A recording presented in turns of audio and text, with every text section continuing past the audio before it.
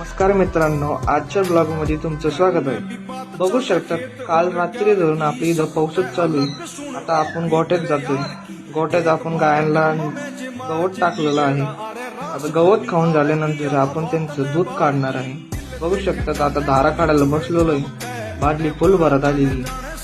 बघू शकता आज भरपूर पाऊस चालू आहे। आता पाऊस कमी झाल्याशिवाय आपल्याला काही गावात जाता नाही येणार। थोडासा कमी वाटतंय म्हणून आपण गावात चाललो। गावातून आल्यानंतर आपण जनावरांच्या गोठ्यात गेलेलो आहे। बघू शकतात गायांनी सगळं गवत खाऊन घेतलेलं आहे। आता आपण त्यांचं शेण उचलून झाल्यानंतर आपण आता कडळ आणणार आहे। कडळाला मी कोयता घेऊन चाललेलो आहे। आता एक पेंडी तोडली त्यांच्यासाठी आणि ही घेऊन चाललो मी घरी। आता कडळ तोडून झाल्यानंतर गिन्नी तोडतोय कुट्टीसाठी। आता गिन्नी तोडून झाल्यानंतर बघू शकतात मी घेऊन चाललो त्यांना शेड मध्ये। आता इथं टाकल्यानंतर आम्हाला लागलेली भूक।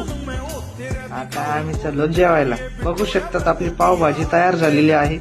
कोथिंबीर टाकवली मम्मी त्याच्यावर।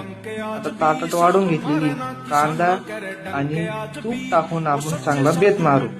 आजचा ब्लॉग आवडला असेल तर धन्यवाद।